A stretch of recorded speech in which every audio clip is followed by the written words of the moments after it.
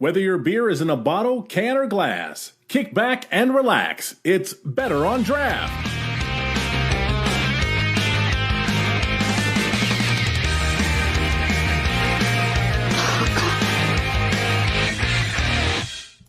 Welcome, everybody. Episode 289 of the Better on Draft podcast. My name is Ken. Thank you so much for joining us. Just as a heads up, we will be off the next 2 weeks. We will be at the World Expo of Beer, which you can go find us there next week, as well as in 2 weeks is Memorial Day weekend. So we'll be taking that weekend off. We'll be back in 2 weeks, or in 3 weeks, I should say. So make sure you follow us on our TikTok. I'm going to be doing some news updates regarding craft beer. If you're listening via the podcast, go check us out on our YouTube. If you're listening via our YouTube, go check us out on our podcast. We're available wherever podcasts are found: Spotify, iTunes, iHeartRadio. I don't know where else it could be, but I'm sure you could find us very, very simple. Maybe even Candy Crush. If Candy Crush has their own level of podcasts, we will be on there. My name is Ken. I am drinking a Bella Snow Soft Ale with essence of mandarin, and I'm going to ask Wendy. Wendy, what do you got over there? I too have the soft ale from Bella Snow with the essence. Oh, I have the essence of grapefruit. Essence of grapefruit. Nicholas, what do you got over there? I am starting with, I think we got a common theme here, the Bella Snow West Coast IPA. And on deck, I also have the soft ale with essence of grapefruit. Rob, we know you're staying sober. What do you got over there? The Bella Snow Soft Ale, which I have not opened yet. It's relatively low ABV, so I think I will be okay.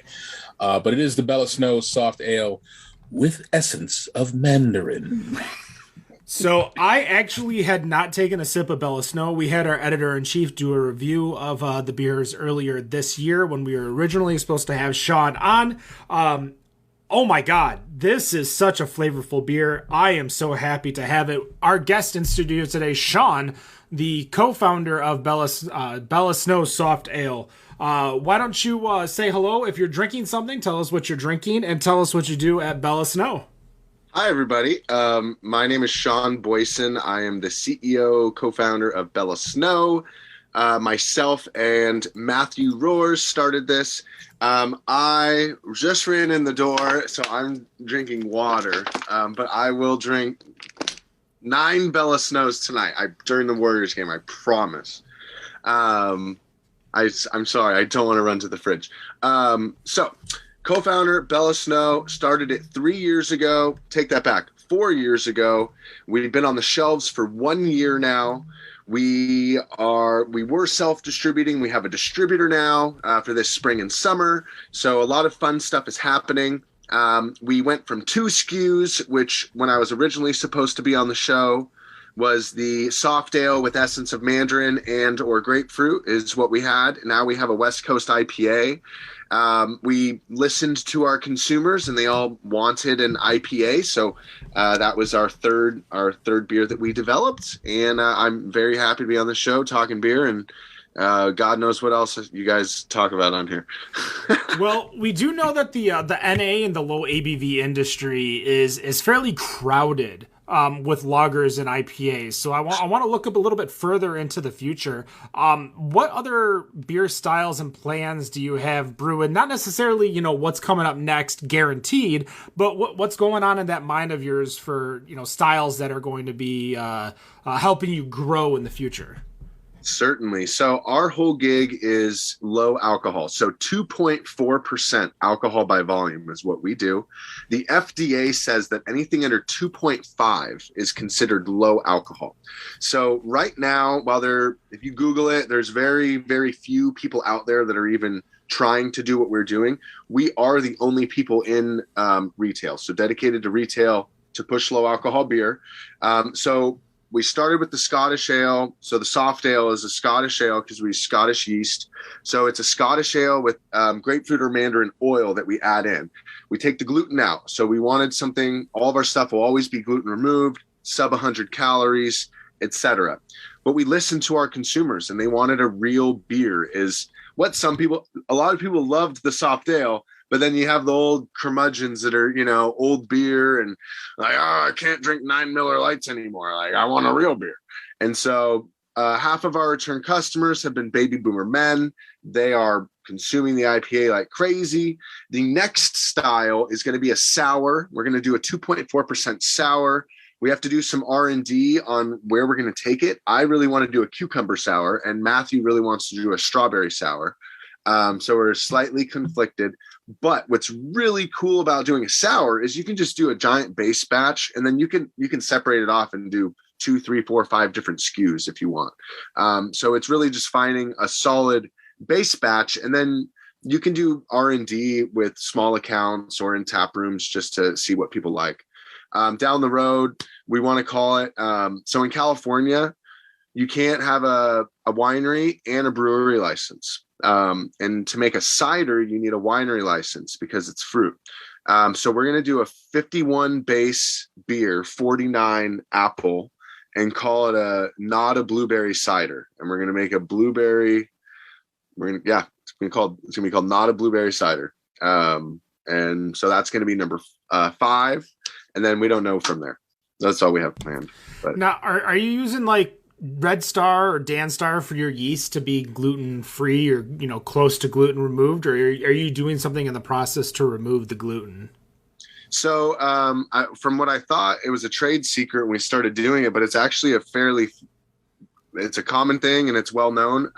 So we use like Scottish yeast for the soft ale, and then we use California golden yeast for the IPA, but then we add a chemical in called Clarex, and Clarex is a living organism, and it goes in and it eats all of the gluten, and then once it runs out of food, it dies, and then that sinks to the bottom, and then when you get the wort out from the bottom of the tank, that's where all of it settles into, is the wort that you throw away. Now, I'm going to have our guests, if you take a minute to go back to episode 78 with Brewery Becker, they do the exact same thing out here in Metro Detroit, Howell, Michigan, where they always called it deglutenizing the beer. It can't be gluten-free because you don't want to get in trouble with the FDA, because you can't say you're gluten-free unless there's a lot of rules, which, of course, you can go check out our interview with Groundbreaker, which is a gluten-free brewery out in Oregon, I believe. So, yeah, it's always interesting to hear how people are making gluten-free or deglutenized beers to get to that. Before we go a little bit further into your career, I want to take you back a little bit because as people know, we do our research on our guests, and we realize that you are a sales manager for Spiked Seltzer. Now, you mentioned your 5149 beer cider. Let's put beer in front of the cider, 5149. Are we going to see any other alcoholic drinks, RTDs, anything like that fit in the 2.4 category that you're going to try to move towards? Seltzers, anything like that? Or are we sticking with kind of what you mentioned earlier? So potentially a seltzer. Next would probably be a traditional IPA, get away from the West Coast. Something that's no citrus at all. We use Citra, Simcoe, and Cashmere hops for the West Coast IPA, so we'll probably do something a bit more dry. Maybe just use 2 hops instead of the 3. So I think we're going to stick in the beer world. I want to open up a tap room and a brewery here whenever we can. Once we do that, we'll add higher octane beers. So our brewery is actually called Great White Buffalo. Bella Snow is our flagship. It's what we're doing now, and Bella Snow will forever be a low alcohol brand. But if we open up a tap room or a brewery, of course, we're going to want to come out with something for everybody. So even if it's only available in the brewery, we'll come out with a Buffalo double IPA that's, 7.5%, 8%. So that is what Matthew and I are thinking, but that takes a large plug of money. So until then, we're going to just keep owning the retail game with the low alcohol. Nice. All right. I'm going to jump in here. I guess really quick, I don't know if we really covered it, but the name Bella Snow, where does that come from? My dog from my childhood's name was Bella. She was a black lab, kind of like our family dog, and then we got a second dog, and I just like Molly was mine. So like that was kind of cool. And then Snowy was Matt's. So we could not figure out what to name it, and we literally were staring at a picture one day, and we're like, what about naming it after our dogs? And it just worked. The names work really well together, and we were happy with it. And then Snow actually is the most popular beer in the world by volume, the brand called Snow. It's only sold in China, but they produce so much of it. It's the largest produced beer by volume in the world. So if we ever get to sell in China, we'll get a little brand association there. Right. Now, I guess talk to us about obviously the beer that most of us are drinking right now, the soft ale with the essence of mandarin. Obviously, with this being a Scottish style ale, usually when I hear Scottish ale, I just hear Scottish ale and not Scottish style. So I guess my first question is like, is there a kind of a difference between that? And just like, I guess what goes into making this beer? Yes. So a lot of people are like Scottish ale. They're like, this doesn't taste like they're picturing it 8-9% Scottish ale. Right. So the reason we picked a Scottish ale is because when you start out at 7-9%, you're drinking bread water, and that's what people are expecting. But when you bring it down to 2.4%, you're still left with a lot of body. You're left with a lot of, you can taste the grain build still, etc. And so it doesn't taste like a true, it is a true Scottish ale because we use Scottish yeast, and that's, the difference between a pale ale and a pilsner is just the type of yeast that you use. And so it is a Scottish ale by trade, but we said style just because it doesn't taste like other Scottish ales people have tasted before, and we don't want them to shy away from it because they think it's going to be too strong for their palate or this or that. So I think style better describes it because it does taste so different. But it is a Scottish ale. We use Cascade hops, which I know isn't a traditional hop for the bulk main of our hop is Cascade. I know that's not as traditional with Scottish either. And so those two things are why we dubbed it a style. Sure. Now, obviously, with the market right now, we're seeing a lot of beers that are coming out that are non-alcoholic. We've got our Untitled Arts, our Athletics, and some of the other brands that are out there. I guess talk to us about why go just above that? Why go at the 2.4 and not just go at non-alcoholic? So that was the original business plan was if a 200. So I was washing cars with my little sister, and she's a Boisson. She's, she likes to hang with the boys and drink beer, and she's awesome, but she's 115 pounds. So I offered her a second beer, and she declined it and said, no, I need to drive. I can only have one beer if I want to drive. Well, at the time I was working for Anheuser-Busch. I was not working for Anheuser-Busch. I was working for a craft brewery, but I had previously been working for Anheuser-Busch, where all they did was pump Bud Light, Coors Light, Miller Light. The light lager category is the largest by volume in the country. It's the lowest alcohol percentage by volume in the country, and it's male driven. And so it just, you kind of say it out loud and you're like, 4.2 is the lowest in the country. I mean, sure, there's 3.8s and 4% now, but generally lowest alcohol percentage alcohol category in the country. And it's also the most sold by volume. And so we did the math. If a 200-pound man has 3 Coors Lights in 1 hour, they're at a 0.04 blood alcohol content. And if a 140-pound woman has 3 Bella Snows in 1 hour, they're at a 0.04 blood alcohol content. And so you can do the math up and down if you weigh less or weigh more, et cetera, et cetera. But we really just wanted to, recreate the wheel, we didn't want to recreate the wheel. We just wanted to do it in our own way. And so we had to find something that tasted good at that ABV. We had to find something that was, some other selling points. Like, okay, somebody that does have a lower tolerance, we found out that they also have a lower tolerance to gluten. So putting gluten removed wasn't to get the celiac crowd. it was simply so that if you have 2 on a Tuesday, you don't feel like crap on Wednesday morning. And hopefully you have 2 more on Wednesday, because gluten contributes to swelling in your joints. It contributes to your hangover. It contributes to you feeling groggy. And so if somebody already has a low tolerance to alcohol, I'm going to go out on a limb and say they have a low tolerance to everything they put into their body. So let's just get it out of there. So that's why we did that.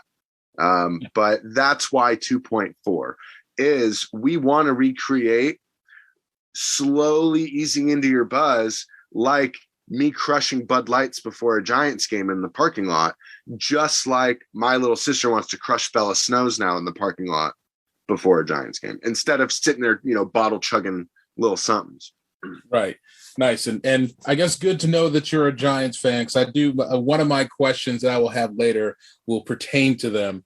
But I will say that I think for myself, and being a person who would tend to higher ABV beers, I mean, one of the kind of early staples on this show was that if it wasn't above 10%, we're not touching it, which was just joking, because we drink everything. We'll drink everything from non-alcoholics to PBRs to Bella Snows to Goose Island. But I think for myself, in starting to get to I think a point where I'm starting to really bring myself down on ABV and getting more into exercise and being a little bit healthier, that this is probably going to start to become my level. So I am really enjoying this right now with the Mandarin and just that little hint that's in there.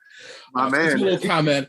You know what? And it doesn't have to be. You can start with 2 or 3 of your 9%ers, and then switch to these. So start with 2 8% bangers, and and then okay, I think I want to feel okay tomorrow. You can then switch to Bellows and ride that out all night. And so that's how me and Matt drink them sometimes, or just crush 10.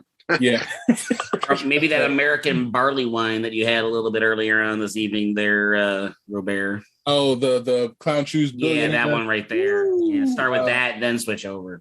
You light that on fire, I bet. Yeah. This one's 12%. The Clown Shoes Trillionaire is 12.5. Oh, brother. We'll see. But on to you, Nick. All right. So, Sean, you've kind of already indirectly answered the question, but I'm going to go ahead and just ask, I'm going to directly ask this. When you and your partner were drawing up Bella Snow, who was really the main audience that you had in mind? You had mentioned your sister. You got, hanging out with the guys, wanting to enjoy a couple beers. She obviously wanted to do the right thing. Stop at 1. I have to drive. But who was the main audience? Are we going for the celiac, the gluten intolerant, or are we going for everybody? And just really quickly, I just cracked open the essence of grapefruit, and I love the subtle taste of the grapefruit. I'm not a big grapefruit fan to begin with, but the subtle taste mixed with the beer, I think this is wonderful. Oh, thank you very much. I appreciate that. So I will say that our business plan has changed. So when we developed the first artwork, the first can, the first everything, we thought that it was going to be driven by a woman consumer. So we thought it was going to be 70-30 women to men. So after we started selling, we realized, so it was in a tall slim can, to start with. I got asked every day, is this another seltzer, when I was out selling? And so I was up against trying to start a new thing, but I was confusing people from the very beginning. From the time they looked at it, I was confusing them. Is this a seltzer? What the heck is a soft ale? Bella Snow? And so we kind of, we learned that people are associating that slim can with a seltzer, but then 50% of our returning customers were baby boomer men, and we couldn't figure out why. And so we started to really just ask questions, and it was health concerns. So the same reason why somebody drinks half calf, because my doctor said I can have 1 cup of coffee or 2 cups of half calf, and now I can have 2 beers instead of 1, or 4 beers instead of 2. And so it was health reasons, potentially after 30, 40, 50 years of drinking, or just you get old and shit affects you differently. And then the other was just, I don't want to drink a high alcohol beer anymore. I like the taste of beer. I don't want to drink an NA because I still want a little something in there. And so it's just, the draw has been pretty cool. And I think a lot of people are also drinking it the same way, where they're buying, people are getting away from like, I only drink Bud Heavy in a bottle, to like, you fill your fridge up with 2 or 3 different options. You have your IPA option, you have this option, that option. And so I think we're starting to work our way into the routine of, for some people, high octane beer, low octane beer, high octane beer, low octane beer, and also just, or drinking the lower ones during the middle of the week. And so, yeah, that's where it was when the beginning, and where we've sort of, like the IPA, the blue, the can, the font was, we were like, okay, let's go get those baby boomer men with that one. And so, but obviously everything we try to do is like, I say 55, 45 neutral. And so, like wherever consumer you're going after, don't overdo it. So just stick at 55. And so, that was the plan we had with those, with the rebrand. Okay. I'd like to ask one more question. I'm going to pass it on. Being that I've never brewed a beer, not even home brewed a beer, everyone on the show realizes that I just drink the beer. That's what I'm good at. Is there something, is it a little bit more difficult to brew a 2.4% ABV beer? Is it a little bit more challenging to get ABV that low, or is it just pretty much the same, basically the same way as you would brew any other beer that's maybe not classified as low alcohol, per the feds, basically? Yep. Or is there a trick to it? Is it, you have to do something different? What makes it 2.4 at that point? Because you don't hear a lot about, we've had people that do the bombers, and then we've had people on the show that do 0. And we did that before the pandemic started with athletic brewing. How does it become 2.4%? Certainly. So our trade secret are our mash temperatures, and when we use what I call chilling. So, excuse me. So we start with different temperatures, either higher or lower, I won't say, but we use a much different temperature than other brewers use. And then we also intermittently almost freeze the beer. And so we have a process where we completely control the temperatures, we completely control the yeast activity, and we know we have a way to turn the yeast off, so to speak.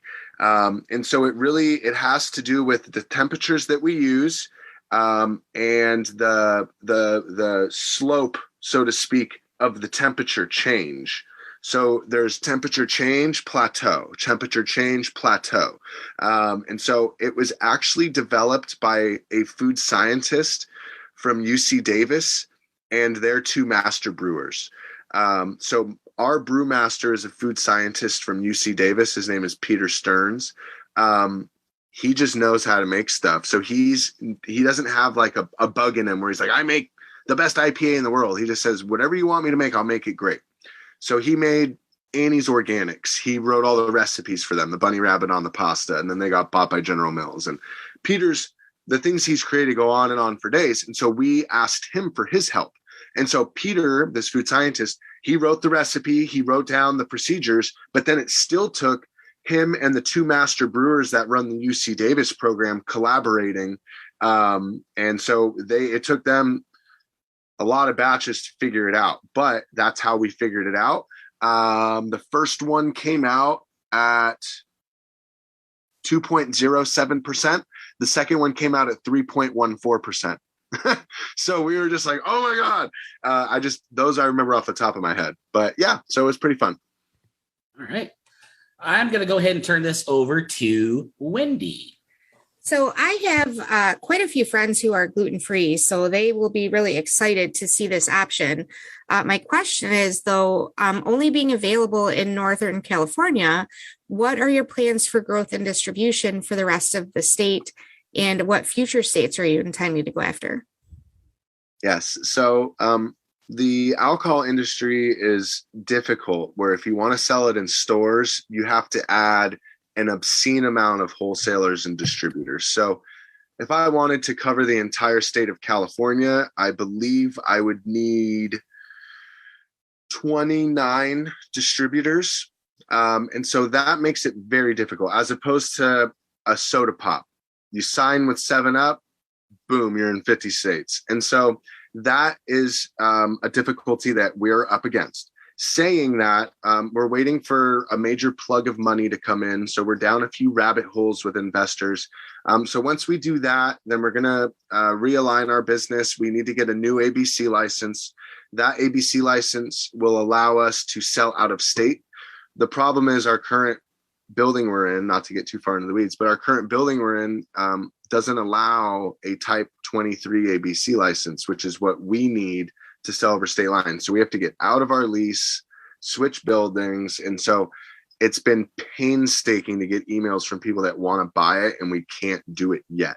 So hopefully within the next 2 or 3 months, we'll be able to get the right license and get our online sales up and running. And then we'll do a sort of beer club thing. We're in wine country here. And so when I was going to college, all my roommates worked at wineries and tasting rooms and try to get people to sign up for wine clubs and blah, blah, blah. So we actually have an awesome plan put together already to do a beer club, where it's just almost like a gym membership. Boom, they charge your card. Boom, they charge your card. I love it. So those are our plans. Probably won't be on store shelves in Michigan until Budweiser buys us, but yeah, so hopefully I can get it online out to y'all soon. That would be awesome. The other thing that I noticed, I tell people all the time I'm a volunteer by nature. And I noticed on the cans that it says that every time you purchase a Bella Snow, 5% of the profits are going to local charities and nonprofits. How do you select these nonprofits, and what does it mean to you to give back? Yep. So we have a nice list on our website of all the charities that we've given back to, but I don't know, volunteering is kind of in my blood. I've been doing it for the last 11 years. And so it feels good to give back, and everybody likes free beer. And we started signing up for events, and I swear to God, every single event we went to, it came out of every single person's mouth about how Lagunitas donates beer to anyone and everyone that asks. And it happened over and over and over again. And we were already donating beer to people who were asking. And so we started soliciting, and we were like, who can we give beer away to? And so we started to make these bonds with these organizations. And I mean, I'm talking, we were giving 2 cases of beer away for like a woman's book reading club. So not huge stuff, all the way to, we just donated 3 half barrels to the Women's Petaluma Sips and Bites, I think. And so, yeah, it's been really cool because it's helping us get new customers. Truth be told, the spend per customer is less on the donated beer than on paid marketing. So business-wise, it makes sense too. And how did the partnership with Bradley Terrell come about? And do we expect to see an expansion of your marketing and advertising for your product? Bradley is Matt's girlfriend's cousin. So when we first got started, he was like, I got a race car. Let's get Bella Snow on it. He was super pumped. His whole family is like behind us.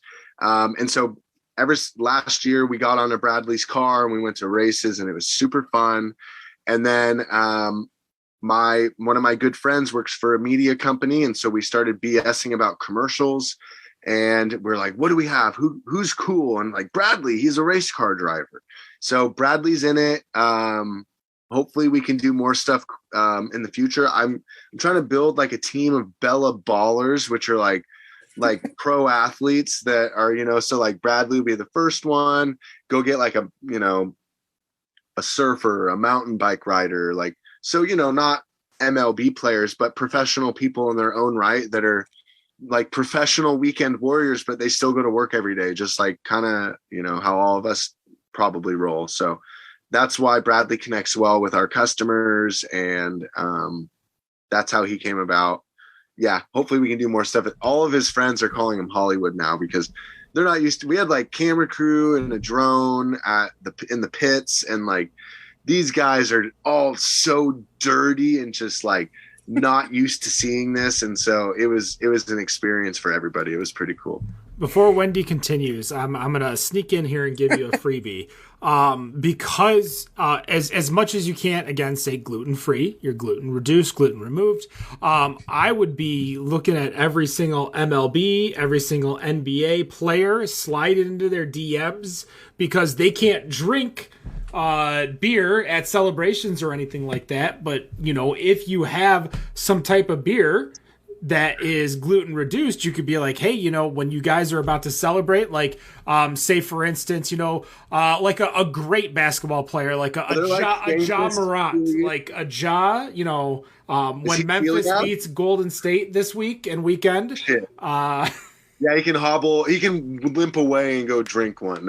So like you're saying, find like a superstar at celiac. I'm sure that if you literally Googled gluten intolerant MLB stars or gluten intolerant NHL players, you could find a list of just random people who are gluten free, and just be like, hey, I'd love to send you this beer. And I think you have your in right there because they can't participate. They can't drink beer with their crew. They have to, they probably have to be a little bit separated because they can't be near the gluten. They might. So I think this is your opportunity to just slide into their DMs and sell. Hey, Ken, I got one for you. Since you're a tennis guy. Novak Djokovic. Oh, I'd stay 10,000 feet away from that guy right now. That guy is okay, never mind. That guy's an atomic bomb right up there with who's the golfer that's Phil Mickelson? He's in a lot of hot air right now. Wendy, I'm sorry. Phil's been in hot air for years, so I kind of derailed you a little bit, but I wanted to make sure to give him that idea so that when he goes and he sells, and if he gets a good deal, he comes back and maybe sponsors a struggling podcast out of Michigan. Could be. Love it. So my actual question was, how does sponsoring a race car as alcohol product work? Sure. This one was probably more untraditional than most, but we didn't pay to get on the car. The logo was cheap, so it was relatively inexpensive. We're working, we're balling on a budget, and Bradley knows that. So he knows that as we get bigger, then his paychecks will get bigger too. But what it does allow is, so now we have a 1 minute commercial, and we've developed 4 15-second commercials and a 30-second commercial. And so we'll post these on Facebook, Instagram, and YouTube over the next month with about $2,000 behind it. And so we can use these different commercials that we've put together with just really B-roll to be legit, look legit, etc.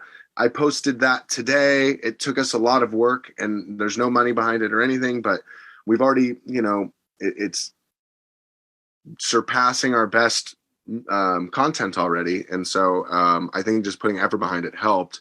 But now, instead of just taking a picture of a can next to a lake and putting money behind it on Facebook, we actually have something that's professionally made. It's up there with, I don't even see other breweries putting out content like that. Athletic Brewing does, and they're doing very well at everything right now. So we looked at who was doing really well and what they were doing on their social pages, and Athletic Brewing has 3 or 4 cheap athletes, inexpensive athletes who they can really funnel a lot of commercials through.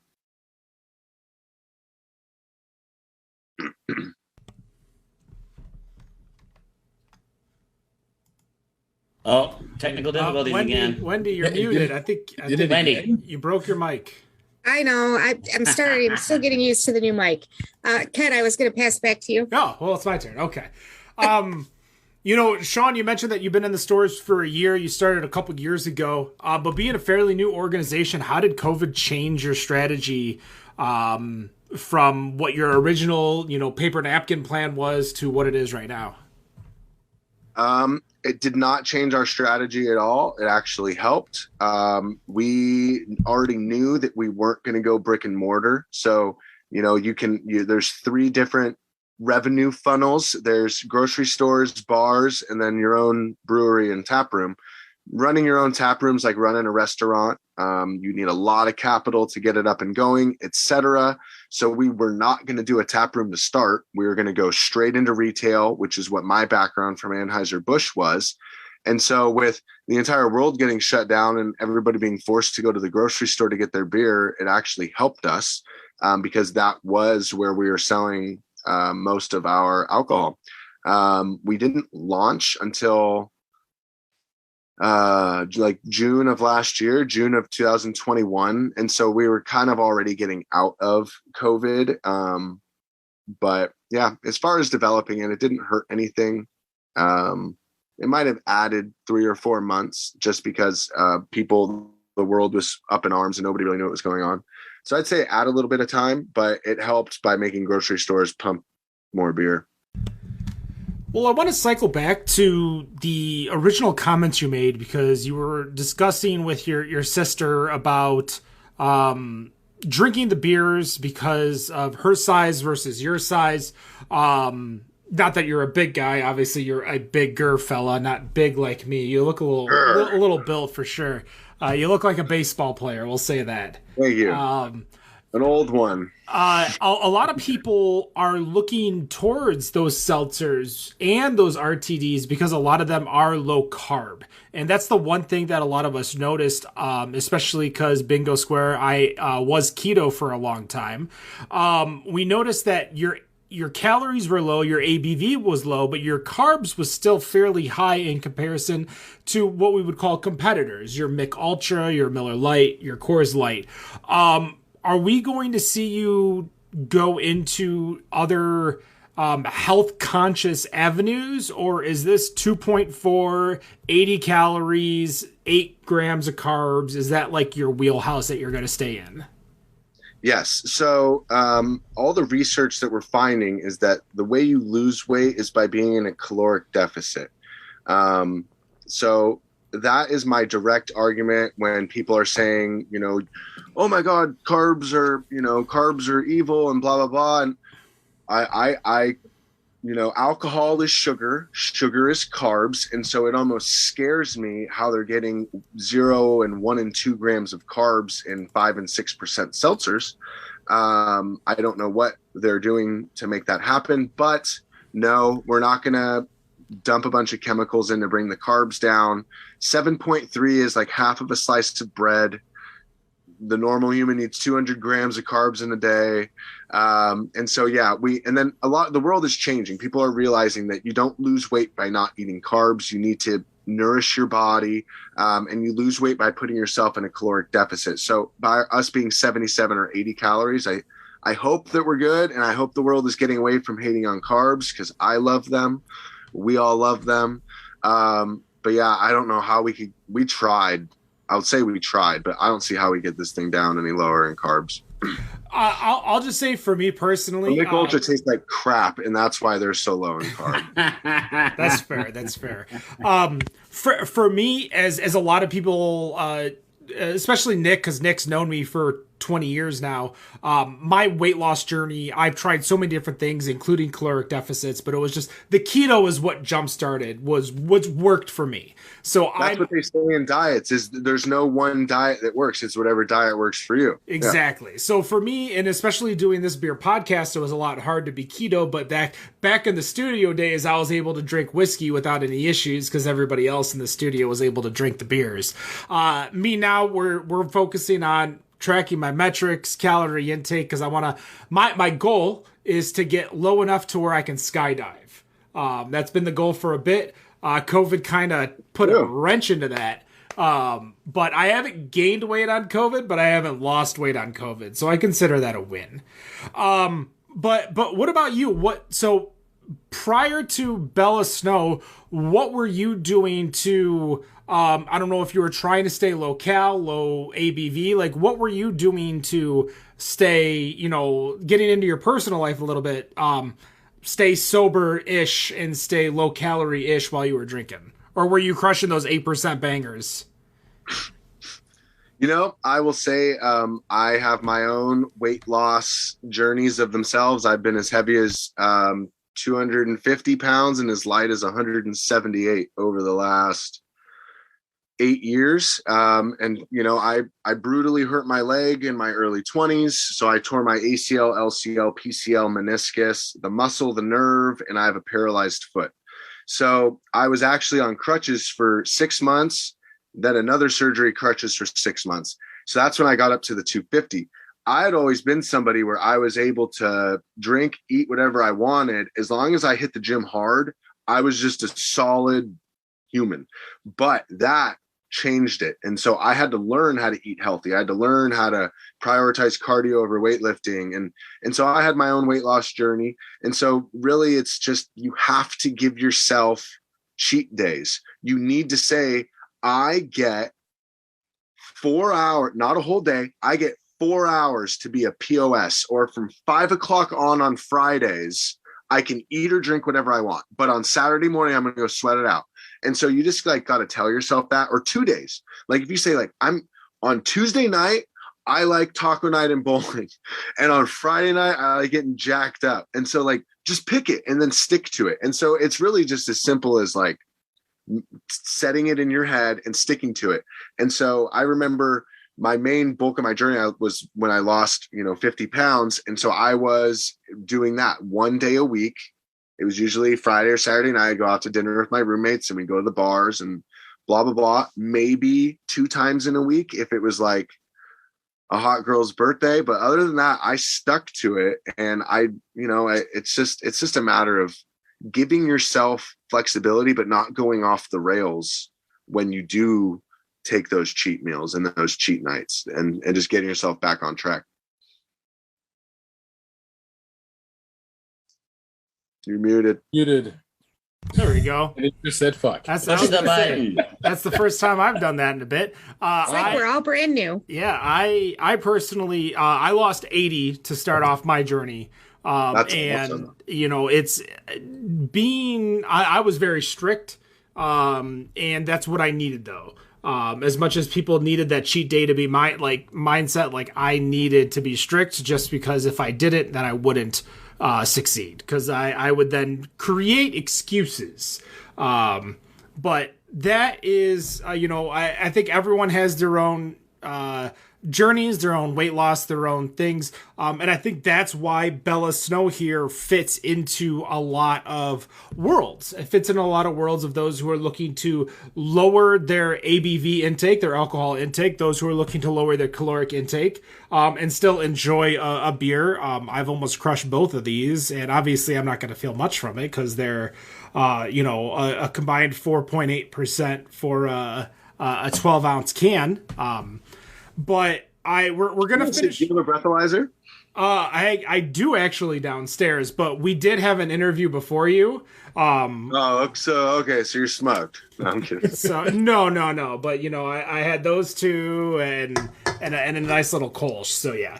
Okay. So the Bellas, you're just riding it out with the Bellas, right now. Yeah, for sure. Yeah, I'm staying straight and flying fine. I do have if those of you who don't know, there's a thing called a Backtrack BAC Track. I think it's like $60 or $70. You can get it right on your keychain. Easy to have. Great. Probably saves you thousands of dollars to never make that mistake and drive home on accident.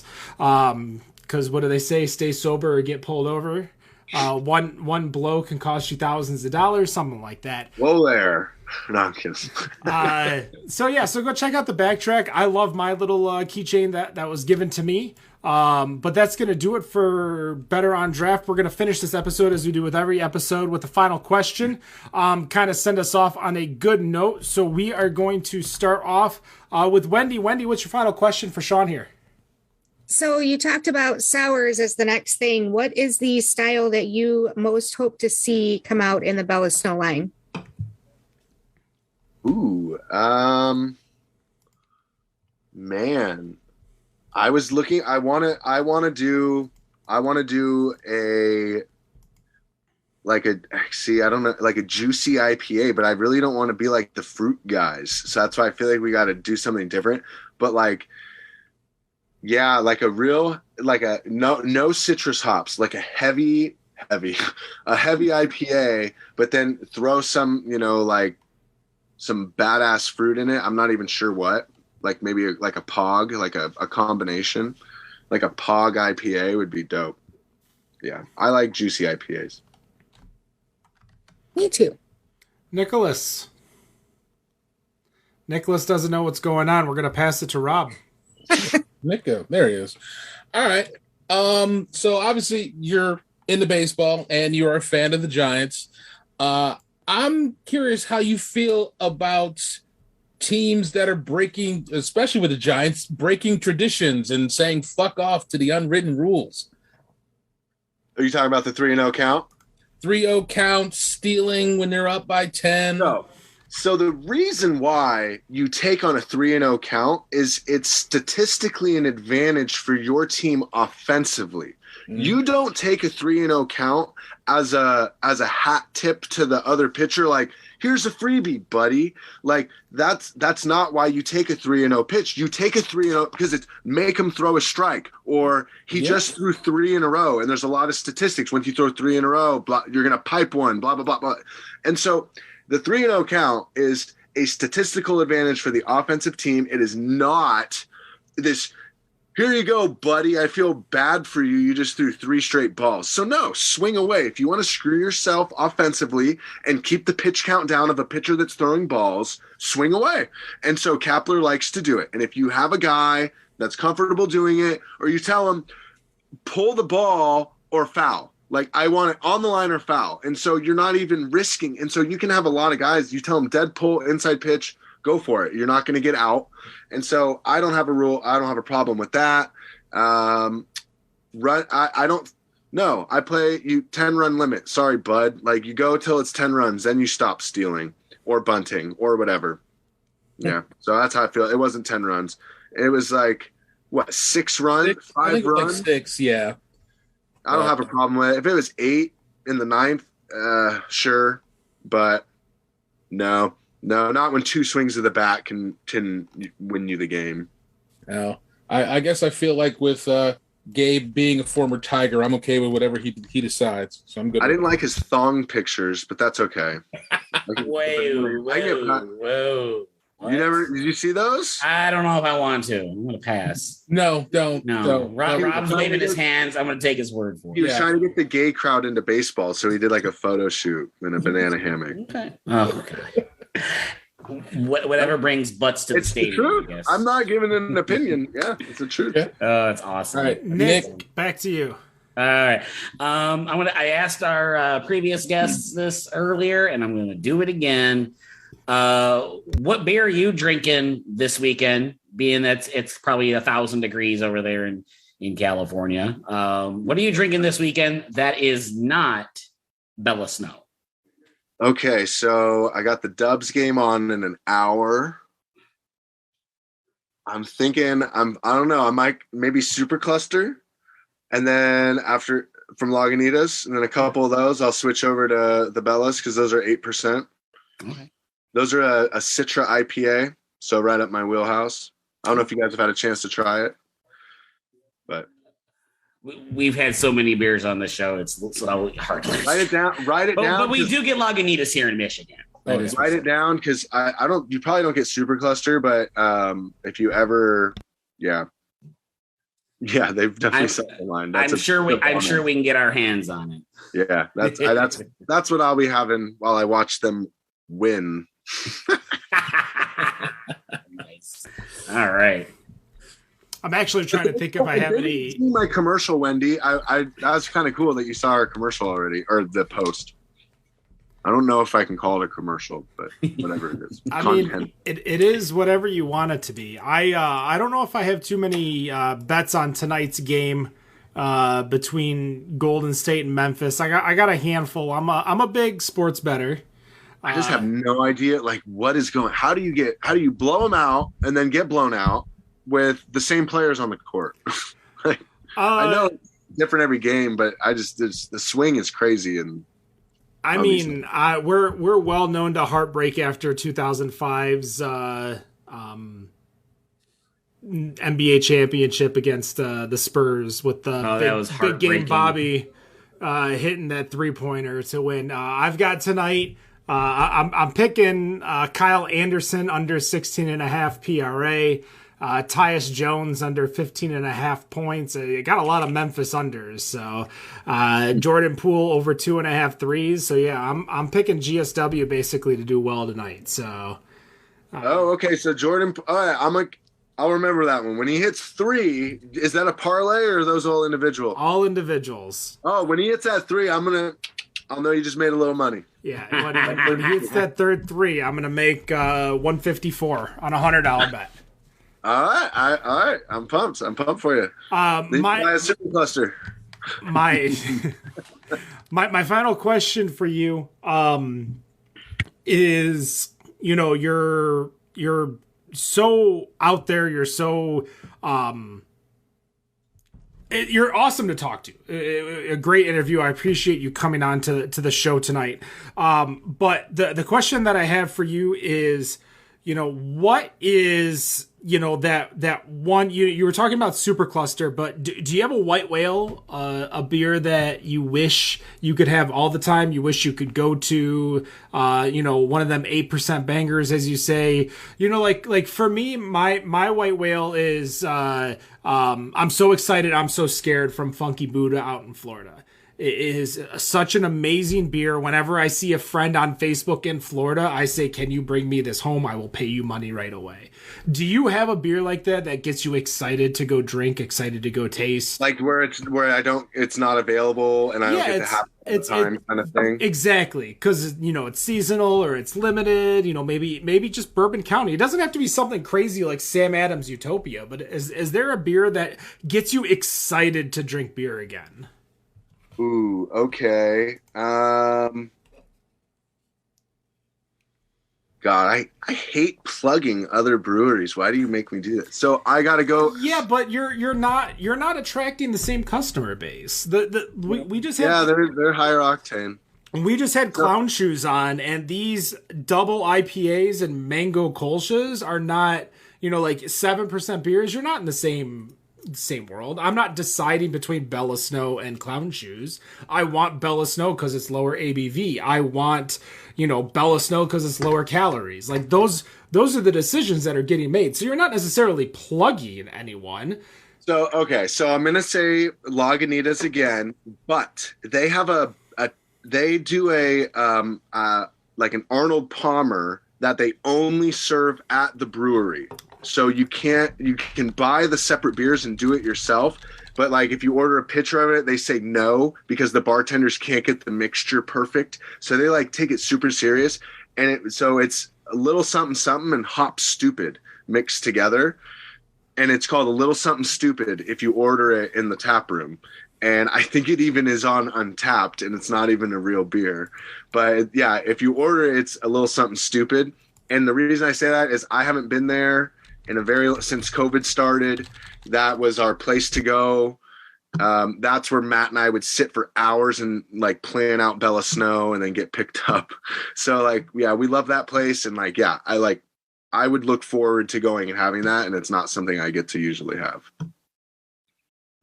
And you see it on tap too. Oh God, when you find it on tap together, it's just like glorious. You're like, oh, like, yeah, it's great. You can just make it yourself. For those local, I mean, Lagunitas got a brewery out in Chicago, so that's something that you can definitely go when you're going out to Chicago and go through. Sean, thank you so much. a little something stupid. Hopefully, at least the Chicago brewery may know what it is too. That's going to do it. 289 Better on Draft podcast. Thank you so much for joining us. Right now, you guys are working on getting an online store and distribution across state lines where they can find you in Northern California. Where can they find you online? Facebook, Instagram, Twitter? bellasnow.com, and then Drink Bella Snow for our Instagram. I should make a YouTube. I'll make a YouTube tonight and put the commercial on it. So Bella Snow YouTube.